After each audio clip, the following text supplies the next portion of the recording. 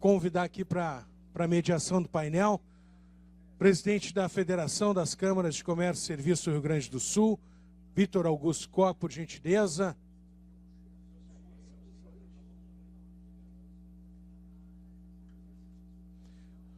Convidar as nossas painelistas, doutora Karen Rick Bertoncello, magistrada com 20 anos de atuação, mestre e doutora em Direito Privado pela URGS, especialista em Direito Europeu e Digital, vice-presidente social da Júris. Doutora Carla Adriane Barbosa Delgado, mestre em Resolução de Conflitos, especialista em mediação, instrutora e supervisora de mediação do Tribunal de Justiça do Rio Grande do Sul e também na Júris. Seja muito bem-vindo, doutor Vitor Koch, doutora Karen, doutora Carla. Obrigado pela participação das senhoras aqui conosco.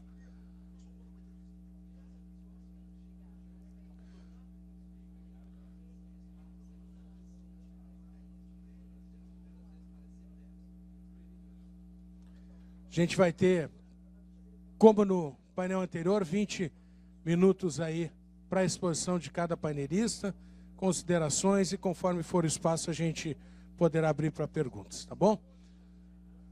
Vitor Augusto Koch, presidente, muito obrigado pela participação do senhor.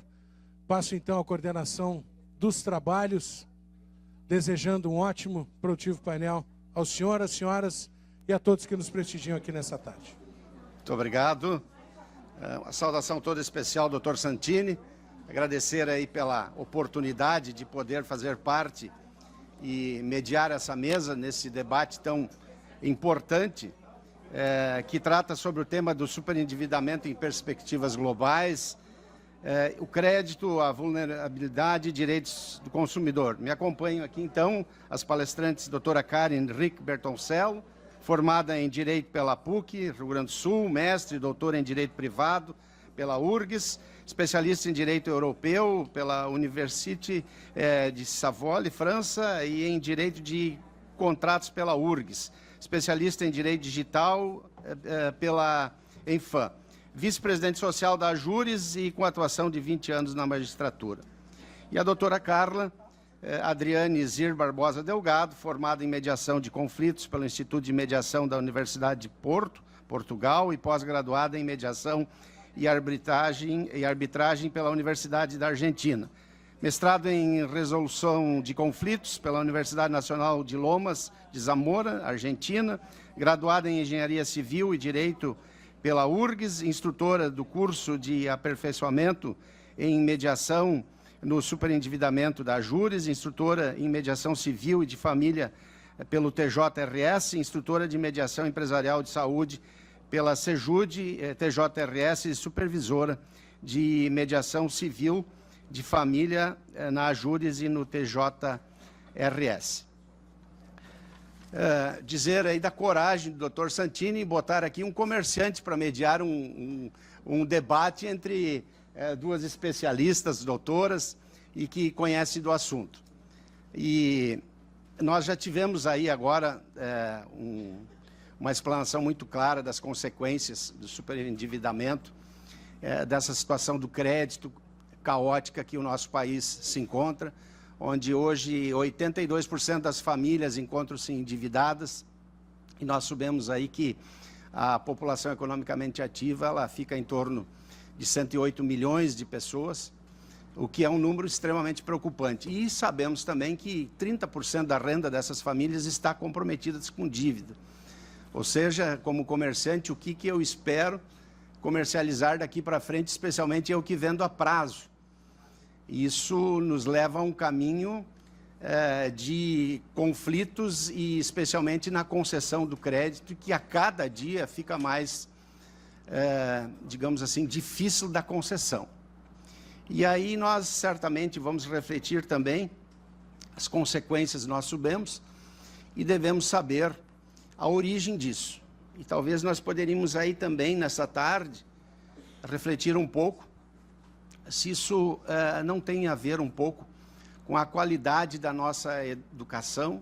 Aqui foi falado pelo presidente da FMP, né, de situações que levam a gente a discutir ou a pensar do que pode acontecer se políticas públicas adequadas não são aplicadas.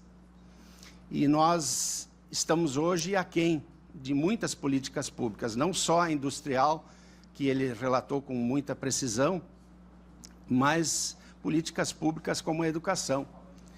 Se já temos dificuldades dentro do ensino fundamental, depois o ensino básico, em línguas, em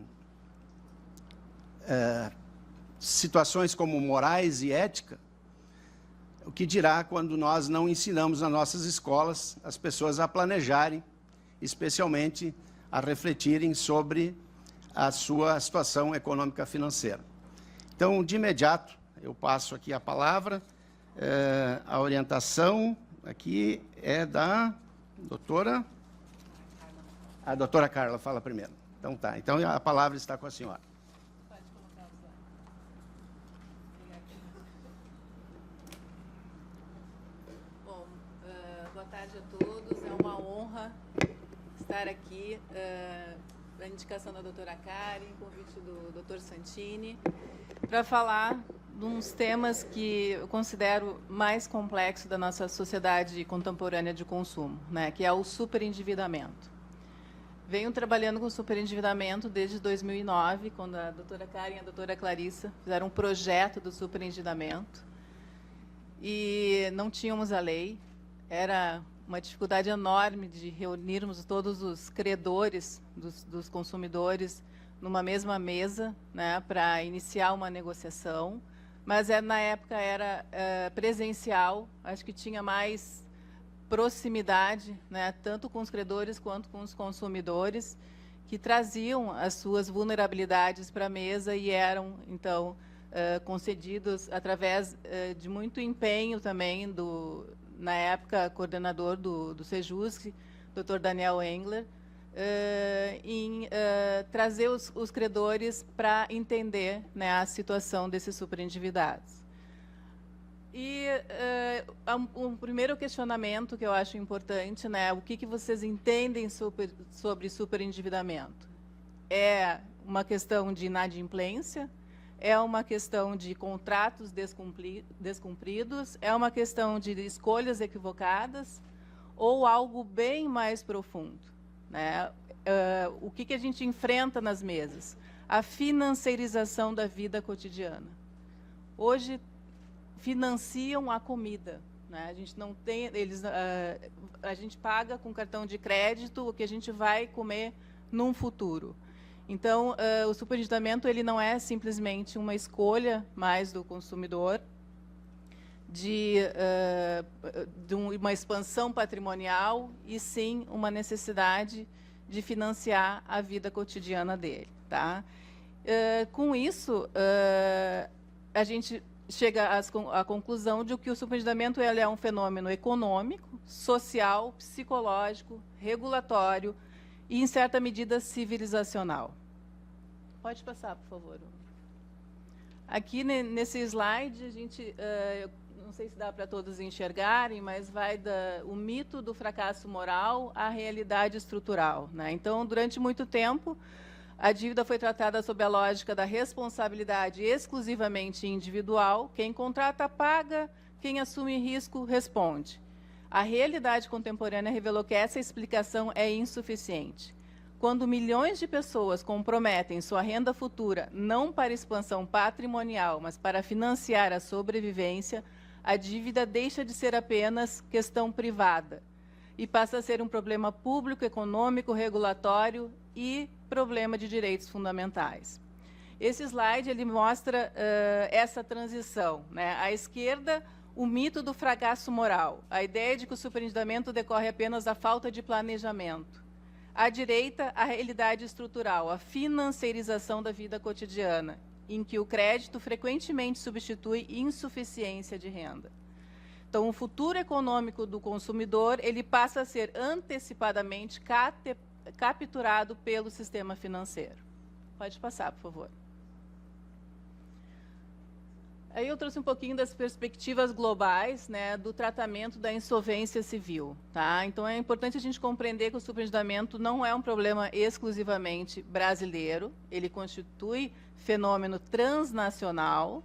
As economias contemporâneas passaram a conviver com a antecipação da renda futura como um mecanismo ordinário de consumo e sobrevivência. O que muda entre os países não é a existência do problema, mas sim a resposta institucional. Na União Europeia, consolida-se o paradigma do responsible lending, né, o crédito responsável. A pergunta ela deixa de ser o consumidor quis contratar e passa a ser o fornecedor deveria conceder esse crédito? Na América Latina, a vulnerabilidade financeira frequentemente se mistura com informalidade, desigualdade, baixa previsibilidade de renda e exclusão bancária. Em muitos contextos latino-americanos, o crédito não financia luxo, ele financia sobrevivência. Pode passar, por favor.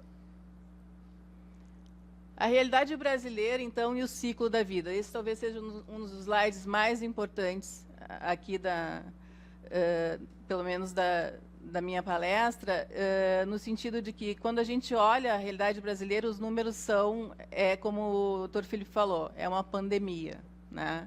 Quase 80% das famílias brasileiras encontram-se endividadas. Isso revela que a gente não está diante de um fenômeno marginal, né? É a realidade estrutural da economia brasileira. E talvez o aspecto mais importante e central seja compreender esse ciclo. Então, a gente tem a facilidade do crédito, o consumo financiado, o comprometimento da renda, a dificuldade com despesas essenciais, juros, renegociações, novos empréstimos e, finalmente, exclusão econômica e social. Uma vez, numa mesa de superendividamento, na mediação, uma senhora, ganhando 2 salários mínimos, tinha 97 contratos refinanciados no mesmo banco. Então, é algo que é um ciclo, né? Até chegar à exclusão econômica social é quando eles chegam, então, na seção do superendividamento, com restrição máxima de crédito, onde eles não conseguem nem financiar a comida do dia seguinte. Ali no lado meu direito, né, a gente tem os impactos econômicos, então, na sociedade como um todo. Sempre que a gente dá uma aula ou tenta, né, convencer, aqui a maioria já é de convertidos, mas acham que o superendividamento, então, vai estar protegendo aquele coitadinho do superendividado que adquiriu dívidas e não sabe como pagar agora. Por que adquiriu, né? Se ele não for tratado, ou seja, se ele for excluído totalmente do mercado de consumo, o que vai acontecer, né? Se 80%, milhões de pessoas estão nessa situação, aquele produto ele não vai mais ser consumido. E aí o produtor lá, o empresário, o comerciante, vai enxugar, porque ele não tem para quem vender. E ele enxugando, o que acontece? Ele vai enxugar também a empresa, os seus colaboradores, e esses vão ser os próximos desempregados e os próximos superendividados. Então, é um ciclo, né? Então, o superendividamento veio para tratar esse problema como um todo, ou seja, dividir essa responsabilidade para que a nossa sociedade tenha um meio, né, de sair dessa questão de exclusão econômica e financiarização da vida cotidiana. Pode passar, por favor. Aí a gente veio falar do tema, né, que foi trazido, que são as vulnerabilidades, é o que a gente enfrenta em todas as nossas mediações de superendividamento, né? Esse é um conceito central para compreender o superendividamento. Mas a gente precisa sofisticar um pouco mais essa ideia, né? A vulnerabilidade contemporânea ela não é unidimensional. Existe vulnerabilidade econômica de baixa renda, fragilidade financeira, insuficiência material. Existe a vulnerabilidade informacional, incompreensão do custo efetivo total. Quantas vezes, quem é mediadora aqui, Evelyn, sabe muito bem disso, a gente recebe, e na época que era presencial, recebia lá o consumidor com a sua fatura do cartão de crédito, dizendo, doutor, eu paguei, eu fiz uma prestação de R$500 em não sei quantas vezes e agora já está em R$20 mil. Aí a gente ia ver, ele pagou o mínimo. Né? Então, quanta gente não se confunde com aquelas, não sabe quais são as taxas, quais são os encargos, e aí vira uma bola de neve, porque pagando o mínimo, o restante tudo vai incidir os juros, etc., e acaba sem ter como pagar. Existe também a vulnerabilidade técnica, né, que o fornecedor ele domina integralmente a estrutura do produto financeiro. A vulnerabilidade comportamental, as decisões econômicas influenciadas por medo, urgência, ansiedade, sofrimento. E, mais atualmente, a vulnerabilidade digital. Né? O crédito chega por aplicativo. Push notification. Você tem R$15 mil aprovados, contrate agora. Dinheiro na conta em 2 minutos.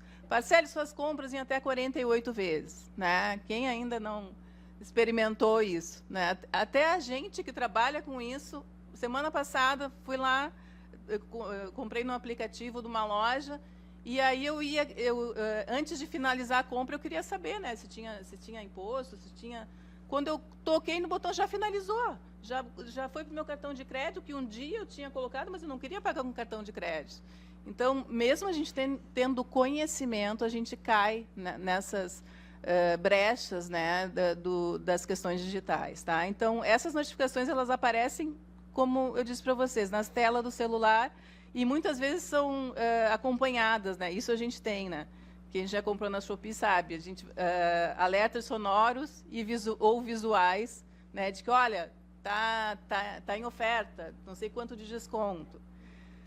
Existe, então, a hipervulnerabilidade, que é o que a gente trata quase todos os dias nas sessões de mediação do superendividamento.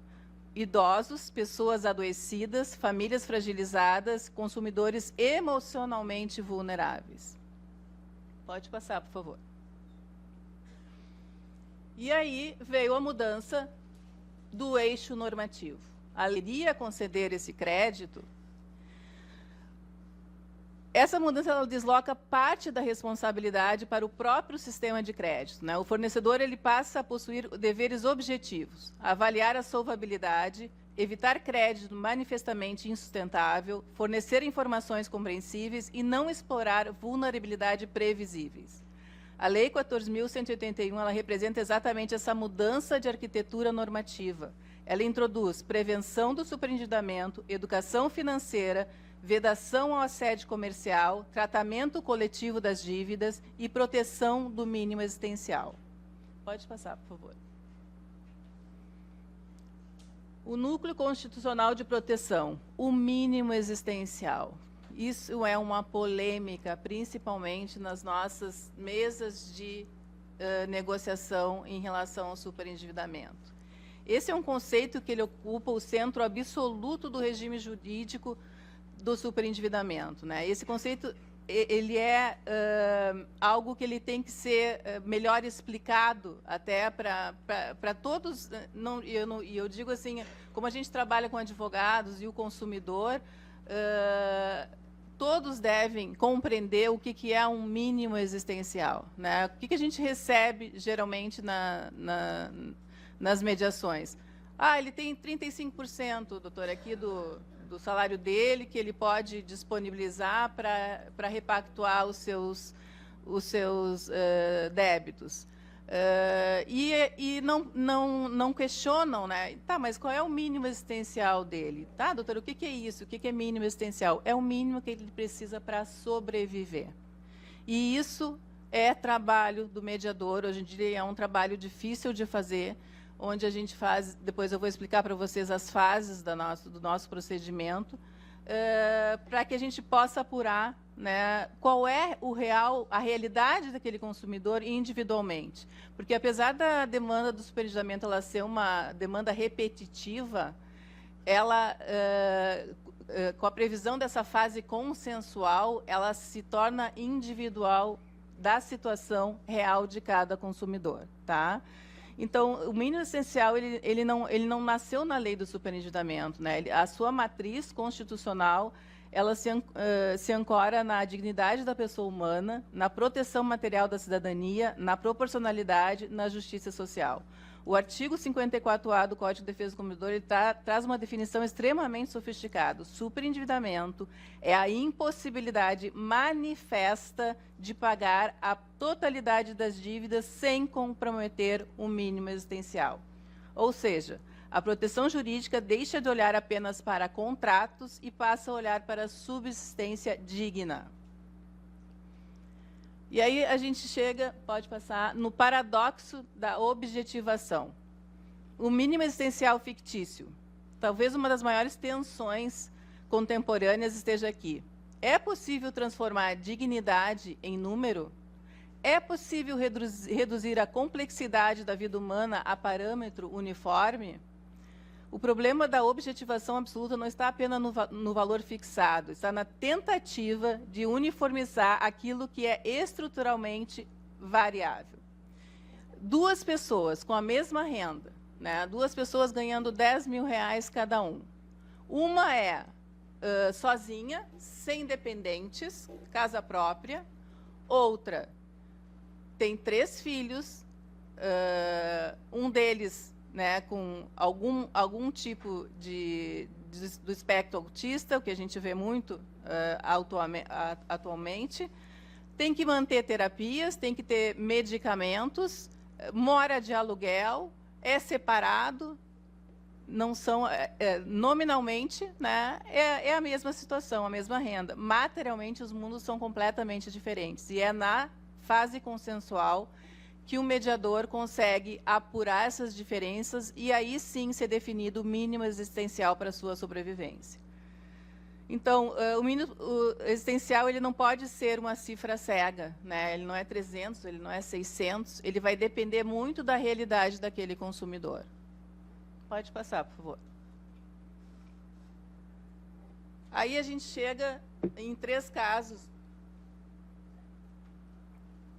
em que foram, podia narrar para vocês aqui, nem sei quantos casos, né? mais de 1000 casos, eu acho, todos eles com extrema vulnerabilidade. Mas eu trouxe esses 3 para exemplificar, né? A dona Rosa, uma senhora de 80 anos, chegou lá chegou mancando na época presencial, chegou mancando na sessão e aí eu perguntei, a senhora está bem? Eu estou com um problema renal, eu não posso, né, não consigo caminhar direito, mas eu preciso muito estar aqui hoje, né, para resolver esse meu problema. Eu ganho uma pensão de um salário mínimo e aí eu tinha também um LOAS, em razão da minha doença renal, de mais um salário mínimo.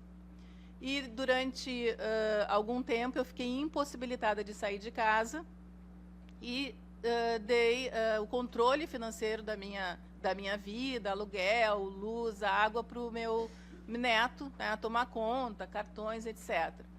E aí, depois de 6 meses que ele estava controlando a minha vida financeira, eu entrei no...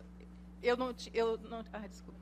Eu não tinha como pagar o aluguel. Fui despejada, né? E hoje eu estou aqui, então, para renegociar minhas dívidas. O segundo, o seu José, um senhor de 50 anos, militar, uma renda nominal de R$12.000, afastado de suas funções por não ter tido depressão, tentado suicídio, uma filha autista não verbal, com uma pensão alimentícia altíssima em razão das terapias, morando num fundo de uma pensão, porque não tinha nem o que comer para ele próprio. Tá? Então, as situações são essas. A situação mais emblemática foi da dona Maria e o seu João, que chegaram de carona no Sejusc para fazer a videoconferência, os 2 idosos com hipervulnerabilidade etária, então, e adquiriram um crédito da seguinte maneira: na época da pandemia, foram lá na financeira e a financeira fazia eles fazerem assim ou assim. E, com isso, eles receberam R$26.000 cada um, ao invés de 3.000. Foi capturado imediatamente pelo sistema financeiro e eles, quando voltaram para casa, não tinham, né? Tinha mais de 100 mil reais de dívidas só com essa financeira. Eram 11 credores presentes na sessão e cada um ganhava um salário mínimo. Eles estavam vivendo numa mesma peça por ajuda mútua, por necessidade de viver, de se manter, tá? E comiam através dos vizinhos. Eu vou passar um pouquinho mais na última ali para trazer para vocês qual é a nossa... Na próxima, pode ser. Aqui eu já entro, então, na arquitetura da mediação que foi institucionalizada pelo nosso Tribunal de Justiça, né? E eu tenho que parabenizar sempre a doutora Karen. Ela nos orienta, ela coordena, né? Ela nos traz as questões que têm que ser apuradas. Então, esse slide ele revela um dos pontos mais sofisticados do modelo. A mediação de superendividamento não começa perguntando quando o consumidor pode pagar, ela começa perguntando quando precisa permanecer com o consumidor para que sua dignidade seja preservada. E essa inversão lógica, ela é profundamente importante, né? Porque primeiro acontece uma escuta qualificada do consumidor, em sessão individual, onde ele traz todas essas questões. E hoje estamos, né, dando instrução aos mediadores de trazer uma pergunta que vai ser importantíssima, né? Como ele adquiriu aquele crédito? De que maneira ele adquire aquele crédito? Para que haja uma corresponsabilização também daquele que concedeu o crédito, tá? Então, tudo isso ele vai depois sendo relatado em ata, a gente chama de uma ata de superendividamento, ou um termo de superendividamento, para que os juízes, né, que vão apurar e talvez fazerem um plano de pagamento condizente com aquela realidade, possam ter em mãos a vulnerabilidade daquele consumidor, né, como ela se expressava. Teria ainda vários exemplos e situações para trazer para vocês, mas já terminando, né, indo para a síntese final e trazendo um pouquinho, então, dessa nova fronteira de fintechização e vulnerabilidade algorítmica, ela é mais uma vulnerabilidade que se expõe, então, no nosso sistema da sociedade. E, como síntese final, eu tenho... a gente pode ter como ideia central, né, que o superendividamento ele não é uma falha moral individual, ele é um fenômeno estrutural da economia contemporânea. Ele nasce da financiarização da vida, da massificação do crédito, das vulnerabilidades humanas, das assimetrias tecnológicas e das insuficiências regulatórias. Proteger o consumidor superendividado não significa premiar inadimplemento, significa preservar dignidade humana dentro da economia do crédito. Então, o superendividamento não é tratar apenas dívidas, é tratar pessoas, preservar a autonomia, é reconstruir possibilidade de existência econômica digna. Pessoal, foi uma honra compartilhar essas reflexões com vocês. Muito obrigada. Muito obrigado, doutora Carla. E de imediato, então, doutora Karen, a palavra está com a senhora.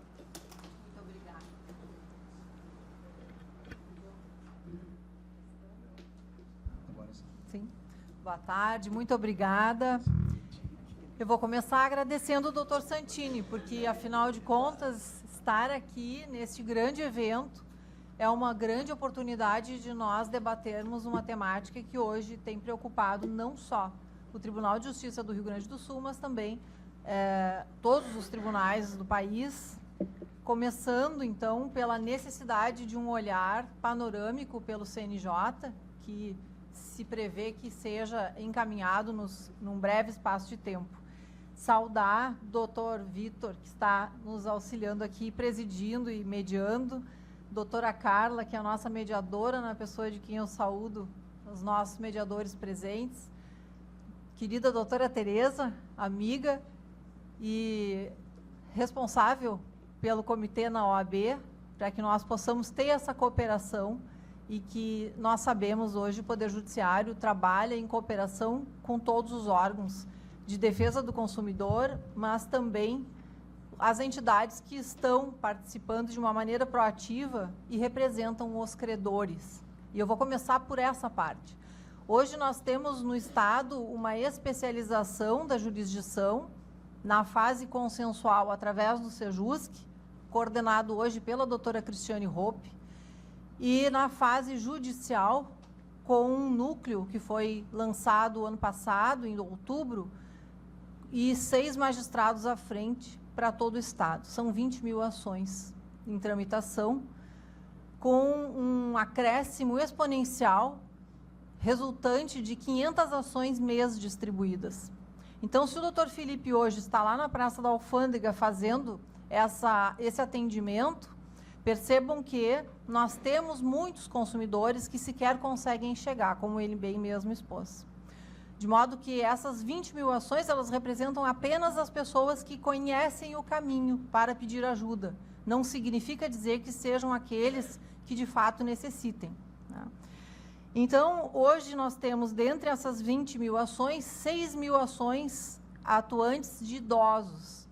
Ou seja, são pessoas que numa fase da vida que já deveriam estar tranquilos e talvez auxiliando a sua família, eles estão litigando e tentando reorganizar a sua vida financeira. A Carla, quando falou a respeito da importância do mínimo existencial, e é de fato o vetor essencial da lei 14.181, eu vou me limitar a falar a respeito disso, porque nós temos hoje a pendência da publicação do acórdão do Supremo Tribunal Federal, que recentemente julgou o que seria o mínimo existencial para as famílias brasileiras. Mas eu gostaria de deixar registrado que, em todos os estudos que foram feitos aqui na Universidade Federal do Rio Grande do Sul, como também em outras universidades que tivemos pesquisando, não há legislação no mundo que estabeleça um percentual fixo da renda da pessoa como sendo o seu mínimo existencial. Porque, estruturalmente, as famílias são diversas. E, por essa razão, aqui no Estado, toda vez que ingressa um processo, nós partimos do pressuposto da necessidade de conhecer esse consumidor. Por essa razão, fazemos um rol taxativo sobre aspectos práticos da vida dessas pessoas. É uma mulher, ela é arrimo de família, ela tem dependentes. Esta mulher superendividada necessariamente tem que ser tratada de maneira diversa do homem que é autor de uma ação e que não tem dependentes. Portanto, não importa o tamanho da renda, importa é o núcleo familiar, da maneira como ele é composto e quais são as despesas de sobrevivência que essa família apresenta para que, ao final, se eu não conseguir entendimento com os credores de maneira consensual, eu possa elaborar um plano compulsório que esteja adaptado àquela família. Mas aí entra uma peculiaridade da nossa lei. Percebam que, numa economia liberal como a dos Estados Unidos da América, nós temos uma legislação tratando o superendividamento desde 1890. E nós temos perdão de dívida contemplado desde o início, porque se compreende que o consumidor deve ser reinserido no mercado. É do risco do negócio, eventualmente, abrir mão de algum valor para renegociar, porque consumidor excluído fica, na verdade, com um problema social, um problema de exclusão que acaba gerando a toda a sociedade a repercussão. Na França, que é o nosso modelo maior de inspiração da legislação brasileira, nós temos o perdão de dívida contemplado desde 1999. No Brasil, a lei é de 2021 e não houve perdão de dívida legislado. Aqui no Brasil, nós temos uma possibilidade de plano compulsório sem perdão. Significa dizer que, se em 60 meses esta família não conseguir quitar a sua dívida, ela vai sair no 61º mês com um saldo devedor. E o credor vai poder ajuizar a ação de execução contra ela. Então, percebam o tamanho do nosso problema. Nós temos uma legislação eficaz, temos uma legislação que contempla a reinserção social, mas nós não temos as mesmas benesses que existem em países desenvolvidos. Portanto, nós estamos muito aquém para reinserir esse consumidor. Tem um autor italiano que fala a respeito do homem superendividado, e ele usa uma expressão que aqui eu faço uma conexão com o Dr. Felipe, e a Carla também nos slides mostrou sobre o futuro virando uma mercadoria. Esse autor italiano, ele utiliza a expressão memória de futuro. Hoje, nos processos de superendividamento, a memória de futuro ela é identificada pelo aumento da carga horária de trabalho dos superendividados para que eles possam fazer frente às suas dívidas. As pessoas, elas não estão conseguindo reduzir os seus créditos, elas estão conseguindo aumentar o seu trabalho para conseguir fazer frente. E percebam que isso é um contexto social muito preocupante, porque se nós temos uma memória de futuro desse consumidor que está superendividado, não consegue trabalhar direito porque ele está pensando nas contas que ele tem que pagar, mas ao mesmo tempo ele tem acesso ao crédito no seu celular, sem nenhuma advertência, sem nenhum aconselhamento sobre a capacidade dele de reembolso, nós passamos então a compreender qual é a segunda maior vertente da lei, porque não basta só preservar o mínimo existencial. Nós precisamos estabelecer relações jurídicas de crédito leais, cooperativas e com aconselhamento. Talvez alguém possa pensar que nós estamos num mundo inocente de acharmos que as entidades credoras deveriam olhar para a capacidade de reembolso desse consumidor e aconselhar se ele tem ou não tem condições de obter esse empréstimo. Mas, colegas, essa é a redação dos artigos 54b em diante. Todos esses deveres estão na lei.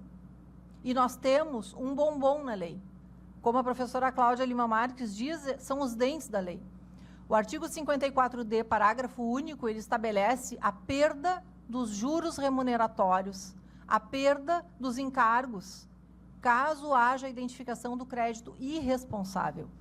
Significa dizer que hoje, se nós temos que partir da preservação do mínimo existencial, e ela não é só nos contratos de crédito, ela também diz respeito às bets, porque os agenciadores de apostas também têm deveres, e eles são fornecedores. Eles podem não ser fornecedores de crédito diretamente, mas eles têm o dever legal de saber a capacidade de reembolso desse apostador. Portanto, o mínimo existencial, ele é um vetor na lei do superendividamento, mas o crédito responsável é o segundo maior vetor. E ele tem a sua sanção contemplada no 54d, parágrafo único.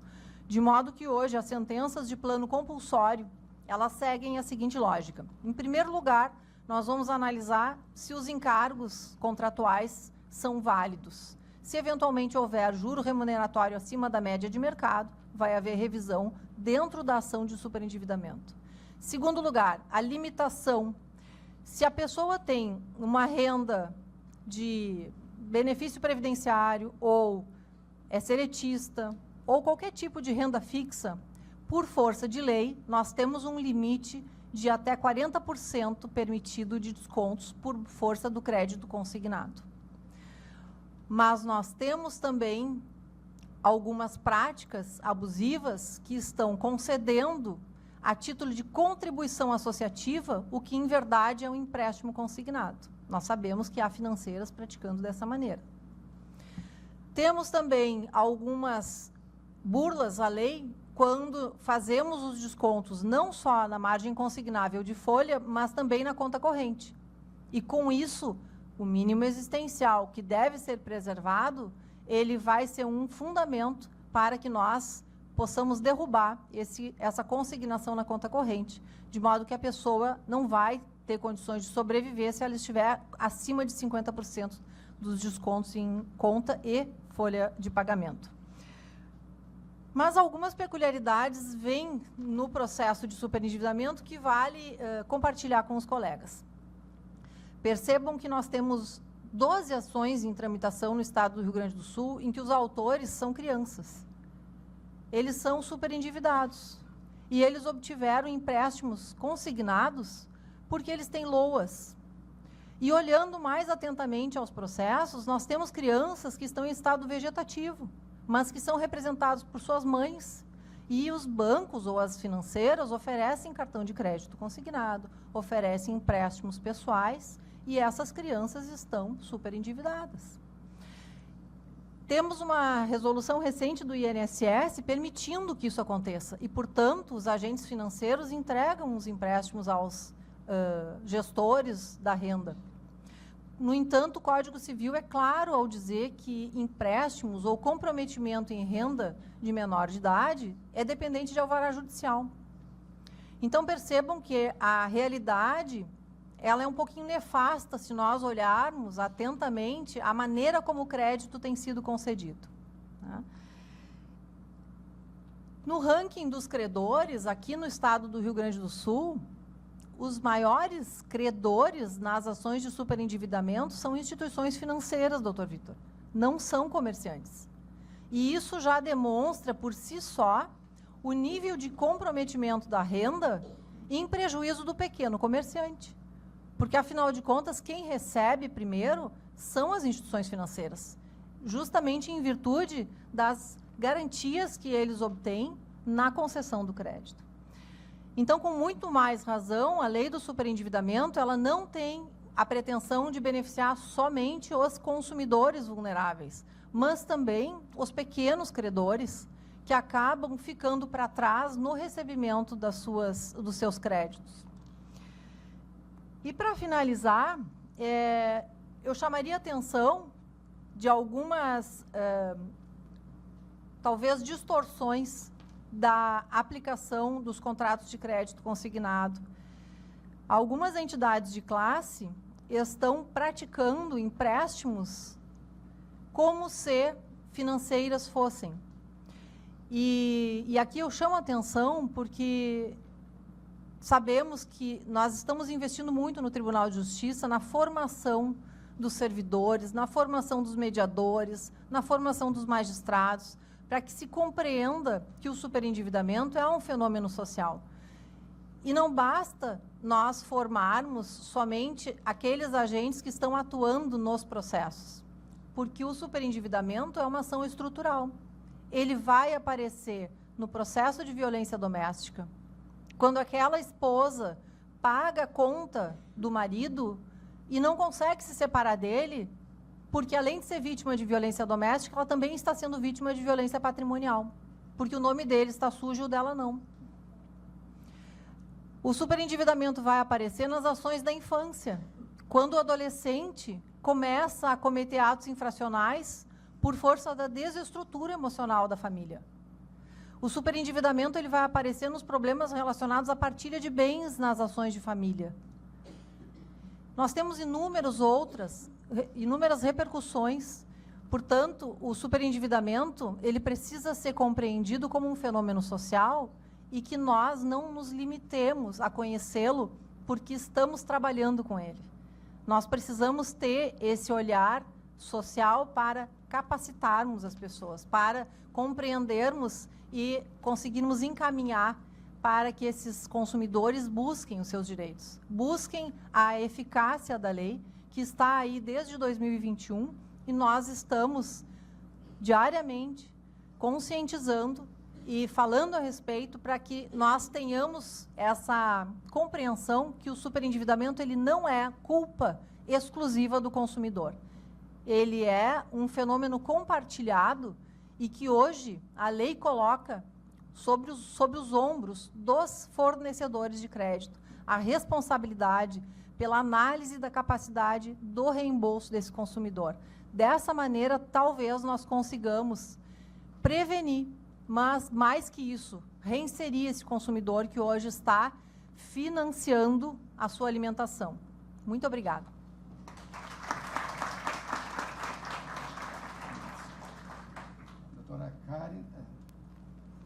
Doutora Karen, doutora Carla, muito obrigado pela apresentação e uma aula, né, que nos mostrou com clareza a gravidade da situação que nós vivemos com essa situação do superendividamento. E muito bem, doutora Karen, colocado, que o comércio realmente que concede o crédito, o pequeno comércio, ele tem dificuldades. Cada vez que uma pessoa é inserida num cadastro restritivo, é um consumidor a menos, é uma venda a menos que vai acontecer. E como foi muito bem colocado aqui, são empregos que vão ser atingidos, enfim, a sociedade toda, governo e a sociedade toda são atingidos.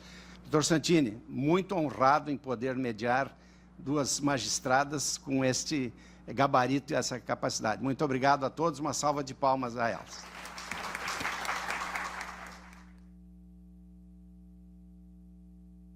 Vitor Koch, doutora Karen, doutora Carla, a gente vai fazer aqui mais uma vez um registro, uma foto, vou entregar também uma lembrança para as senhoras, para o senhor.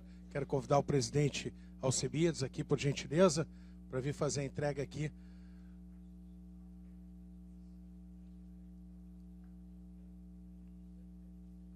Chamar também João Miller, diretor do Correio do Povo, aqui representando o Correio do Povo, para entrega também, junto aqui com o presidente Alcebiades. Por gentileza, Miller, presidente Alcebiades, vamos fazer aqui o registro, a entrega. Pessoal, a gente vai fazer uma pausa, 10 minutinhos, tem um cafezinho aqui, tem coisinha boa para comer aqui, mas 10 minutos, tá? Pedir a gentileza ao pessoal